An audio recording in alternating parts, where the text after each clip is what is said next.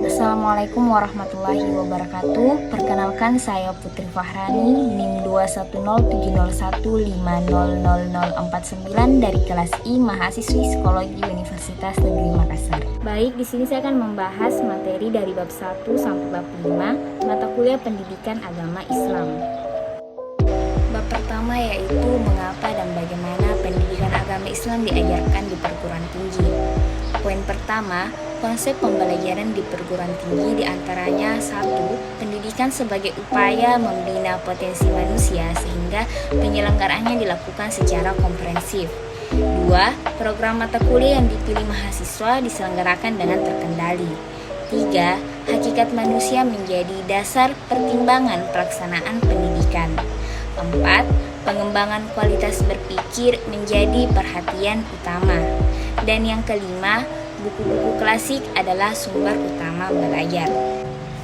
Poin yang kedua yaitu cara belajar di perguruan tinggi. 1. Membuat catatan. Dengan membuat catatan, maka dapat dengan mudah membantu kita untuk mengerti dan mengingat lebih baik pembelajaran. Apalagi dengan mencatat pembelajaran, ilmu tersebut bisa kita review kembali saat dibutuhkan. Yang kedua, belajar sendiri. Belajar sendiri akan membuat kita lebih tenang dan fokus. Kita akan mampu mengatasi gangguan-gangguan yang bisa memecahkan konsentrasi dengan lebih mudah. Dan yang ketiga yaitu mengembangkan pengetahuan, seperti mereview tugas, serta mengembangkannya merupakan cara agar kita bisa belajar secara efektif. Saat melakukan hal ini, kita akan mengasah perspektif yang kita miliki. Yang keempat, belajar dari banyak sumber, seperti kita bisa belajar dari jurnal, buku, blog, dan masih banyak lagi sumber lainnya yang mampu membuat kita bisa mendapatkan sudut pandang serta pendapat yang berbeda. Yang kelima, tetap rileks. Cara ini dapat dilakukan agar membuat kita rileks, seperti dengan mendengarkan musik. Itu merupakan cara yang sangat efektif dalam belajar. Poin ketiga, alasan mengapa dan bagaimana pendidikan agama Islam diajarkan di perguruan tinggi. Pendidikan agama Islam diajarkan di perguruan tinggi memiliki dua pendapat. Pendapat pertama mengatakan bahwa mahasiswa seharusnya dibekali dengan sebanyak-banyaknya materi pendidikan agama Islam. Dosen pendidikan agama Islam harus memberikan materi pembelajaran agama dengan luas dan mendalam. Pendapat kedua mengatakan bahwa mahasiswa tidak perlu dibekali materi keagamaan yang banyak. Hanya dosen pendidikan agama Islam cukup memberikan materi yang paling dasar dan inti saja. Untuk pengembangan selanjutnya diserahkan kembali oleh mahasiswa. Maka dari itu, penting bagi dosen pendidikan agama Islam memberikan keterampilan kepada mahasiswa tentang cara atau pendekatan yang tepat dalam memahami serta mengimplementasikan ajaran agama dalam kehidupan sehari-harinya. Poin keempat yaitu sistem pembelajaran pendidikan agama Islam, diantaranya 1. Manusiawi, seperti mahasiswa, dosen, serta orang yang mendukung terhadap pembelajaran. Yang kedua, material, contohnya buku, film, dan gambar. Yang ketiga, fasilitas dan perlengkapan, seperti ruang kelas dan lampu sebagai penerangan. Yang keempat, prosedur, seperti tahap-tahap yang dilakukan selama proses pembelajaran berlangsung, seperti strategi apa yang akan digunakan, metode yang akan digunakan, dan bagaimana bentuk evaluasi pembelajaran. Poin kelima yaitu sumber psikologi, sosial, budaya, historis, dan yuridis tentang perlunya pembelajaran pendidikan agama Islam di perguruan tinggi dan metode pendekatan pembelajaran pendidikan agama Islam di perguruan tinggi. Yang pertama, psikologis. Kita seringkali bertanya, apakah manusia itu makhluk teogenetis atau teis yang disebut dengan makhluk bertuhan atau ateis yang disebut dengan tidak bertuhan? Maka di sini saya akan menjelaskan. Secara konseptual ada manusia yang teis, ateis, dan setengah teis, ateis. Kelompok teis yang dimaksud yaitu menganjurkan dan mengajak agar manusia menyembah dan mentaati Tuhan. Sedangkan kelompok ateis mengajak agar manusia tidak bertuhan atau meninggalkan Tuhan. Implikasinya, kelompok teis berusaha menyelenggarakan pendidikan agama, sementara kelompok ateis menolak, bahkan terkadang menghalang-halangi penyelenggaraan pendidikan agama. Adapun kelompok setengah teis ateis biasanya tidak peduli dengan agama atau mengikuti secara pasif yang menurut mereka kelompok ini merupakan kelompok pemenang. Yang kedua yaitu sosial budaya. Indonesia selalu ada ikatan kultur, agama, budaya, dan sosial yang unik seperti tradisi selamatan, tahlilan, pengajian, tasyakuran, dan lain-lain.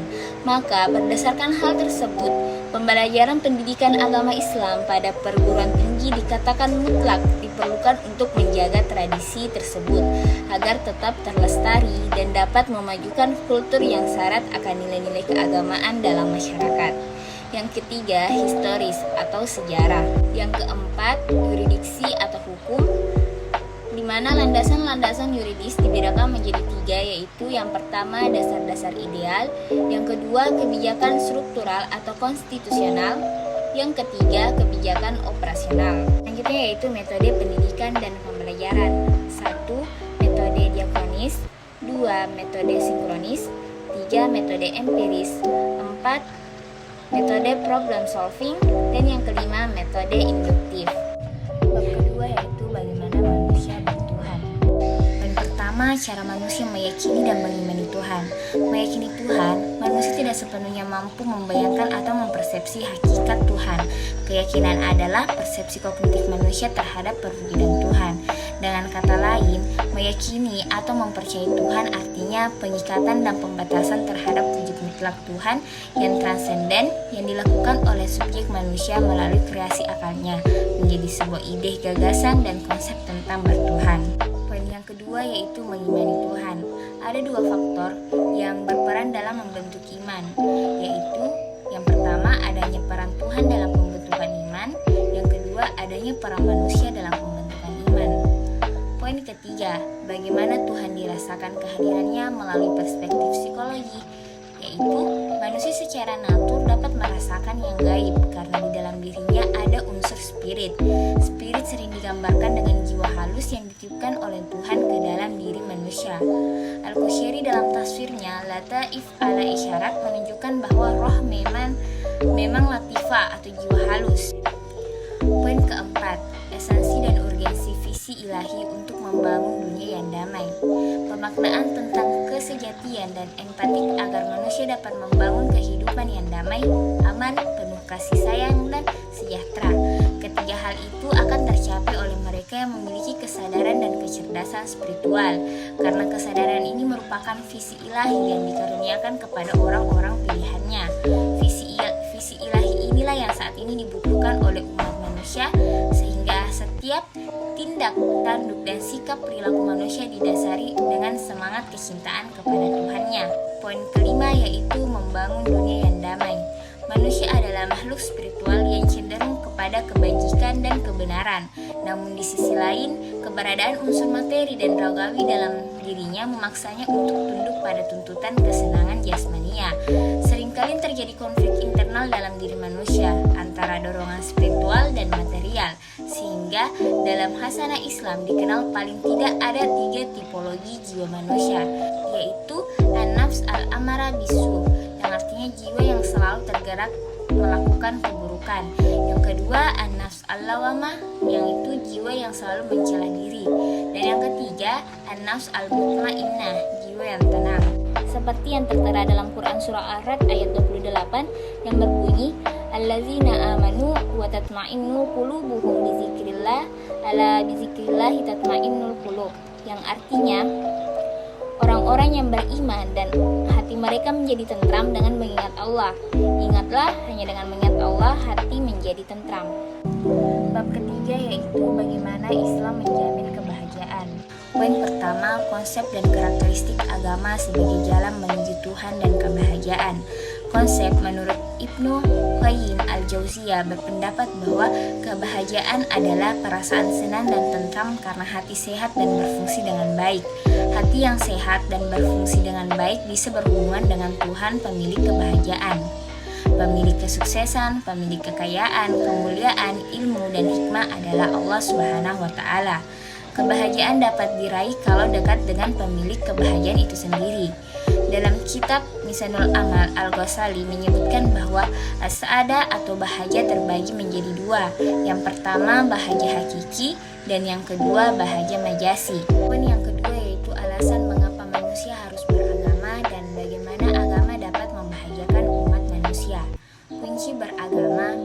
kepada fitrah manusia. Fitrah itu merupakan sesuatu yang melekat dalam diri manusia dan telah menjadi karakter atau tabiat manusia.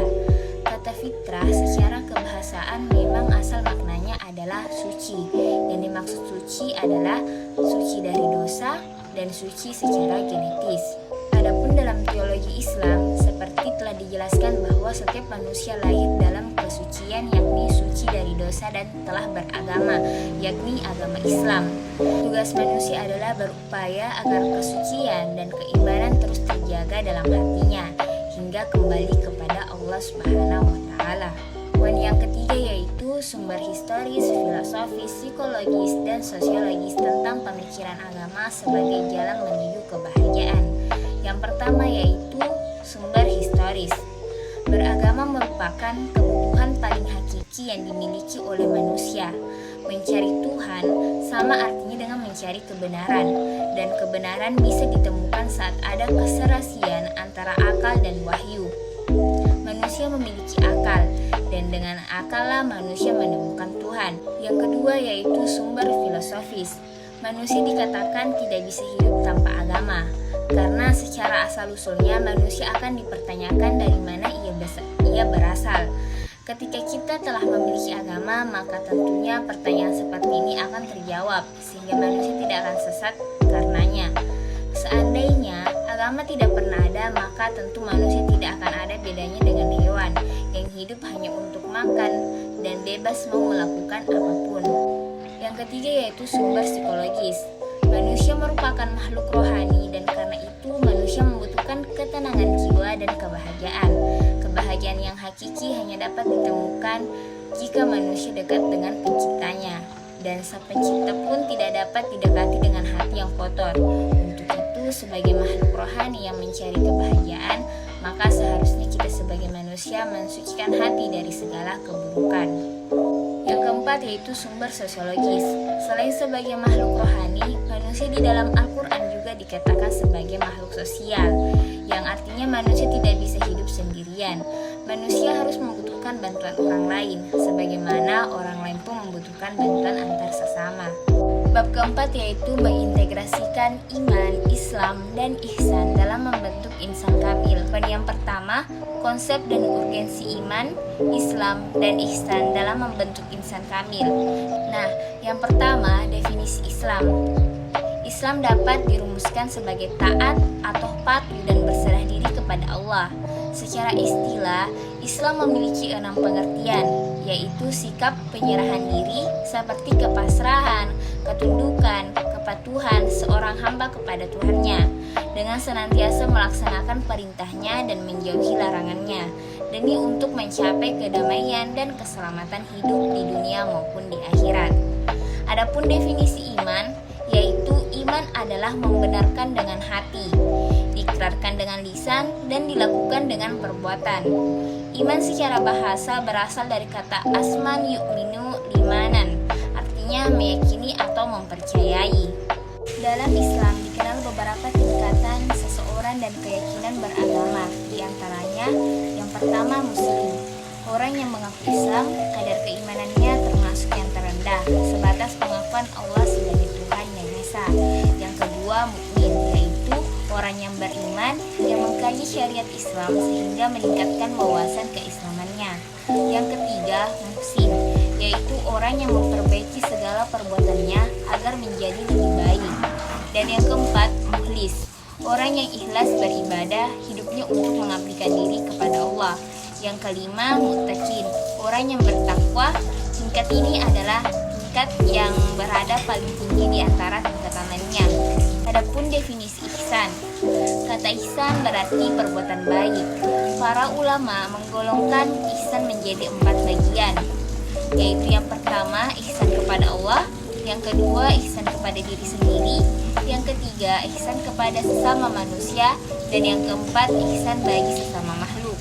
Poin selanjutnya yaitu sensi dan urgensi iman, Islam, dan ihsan dalam membentuk insan kamil. Insan kamil merupakan tipe manusia ideal yang dihendaki oleh Tuhan. Hal ini disebabkan jika tidak menjadi ihsan kamil, maka manusia itu hanyalah monster bertubuh manusia. Dalam perspektif Islam, Manusia memiliki 4 unsur, yaitu jasad, hati, roh, dan rasa yang berfungsi untuk menjalankan kehendak ilahi. Untuk mengkokohkan keimanan akan menjadi manusia yang insan kamil, maka keimanan kita harus mencapai tingkat yakin. Maka kita harus mengidentifikasi yang mengacu pada rukun iman. Sedangkan untuk dapat beribadah secara sungguh-sungguh dan ikhlas, maka segala ibadah yang kita lakukan mengacu pada rukun Islam. Bab 5 yaitu bagaimana membangun paradigma Qur'ani. Yang harus kita ketahui pertama, apa itu paradigma Qur'ani? Paradigma Qur'ani adalah cara pandang dan cara berpikir tentang suatu realitas atau suatu permasalahan berdasarkan Al-Quran. Selanjutnya, alasan mengapa paradigma Qur'ani sangat penting bagi kehidupan modern. Al-Quran bagi umat Islam adalah sumber primer dalam segala segi kehidupan. Al-Quran adalah sumber ajaran teologi, hukum, mistisme, pemikiran, pembaruan, pendidikan, akhlak, dan aspek-aspek lainnya. Tolak ukur benar salah, baik buruk, dan indah jelek adalah Al-Quran. Jika mencari sumber lain dalam menentukan benar salah, baik buruk, dan indah jelek, maka seseorang dianggap tidak konsisten dalam berislam. Suatu sikap hipokrit yang dalam pandangan Al-Quran termasuk sikap tidak terpuji. Yusuf Al-Qaradawi menjelaskan bahwa tujuan diturunkan Al-Quran paling tidak ada 7 macam, yaitu yang pertama meluruskan akidah manusia. Al-Quran mengajak manusia beribadah hanya kepada Allah, sementara syirik cenderung kepada kebatilan dan khurafat. Al-Quran menginformasikan kepada kita bahwa Nabi Muhammad bahkan semua para nabi mengajak kaumnya untuk beribadah hanya kepada Allah. Allah Subhanahu wa taala berfirman dalam surah Al-A'raf ayat 59. Bismillahirrahmanirrahim. Laqad arsalna Nuhan ila qaumihi faqala ya qaumi ibudullaha ma lakum min ilahi ghairu inni akhafu alaikum azab yaumin azim. Artinya, sungguh kami benar-benar telah mengutus Nuh kepada kaumnya, lalu dia berkata, wahai kaumku, sembahlah Allah, tidak ada Tuhan sembahan bagimu selain Dia. Sesungguhnya aku takut kamu akan ditimpa azab pada hari dahsyat, yaitu kiamat. Yang kedua yaitu meneguhkan kemuliaan manusia dan hak-hak asasi manusia. Yang ketiga, mengarahkan manusia untuk beribadah secara baik dan benar kepada Allah. Yang keempat, mengajak manusia untuk mensucikan rohani. Yang kelima, membangun rumah tangga yang sakinah, mawaddah, dan warahmah, serta menempatkan posisi terhormat bagi perempuan. Yang keenam, membangun umat menjadi saksi atas kemanusiaan. Dan yang ketujuh, mengajak manusia agar saling menolong. Poin selanjutnya yaitu menggali sumber historis, filosofis, psikologis, sosiologis, dan pedagogis tentang paradigma Qur'ani untuk kehidupan modern. Dalam sejarah peradaban Islam, ada suatu masa yang disebut masa keemasan Islam. Disebut sebagai masa keemasan karena umat Islam berada dalam puncak kemajuan dalam berbagai aspek kehidupan, seperti ideologi, politik, sosial budaya, ekonomi, ilmu pengetahuan dan teknologi, pertahanan dan keamanan. Karena kemajuan itu pula, maka dunia Islam menjadi pusat peradaban dan dunia Islam menjadi superpower dalam ekonomi dan politik. Ekspansi dakwah Islam semakin meluas dan diterima oleh belahan seluruh dunia ketika Islam datang. Kekuasaan politik semakin luas yang implikasinya kemakmuran ekonomi juga semakin terbuka, tambah subur dan tentu lebih merata. Baik, itulah tadi pemaparan materi dari bab 1 sampai bab 5, di mana bab 1 yaitu mengapa pendidikan agama Islam diajarkan di perguruan tinggi, bab kedua bagaimana manusia bertuhan, bab ketiga bagaimana agama menjamin kebahagiaan, bab keempat mengintegrasikan iman, Islam, dan ihsan dalam membentuk insan kamil, bab kelima bagaimana membangun paradigma Qur'ani. Demikian yang sempat saya sampaikan, kurang lebihnya saya mohon maaf jika ada salah kata yang terucap, dan terima kasih atas perhatiannya. Saya ucapkan terima kasih yang sebesar-besarnya. Akhir kata saya ucapkan Assalamualaikum warahmatullahi wabarakatuh.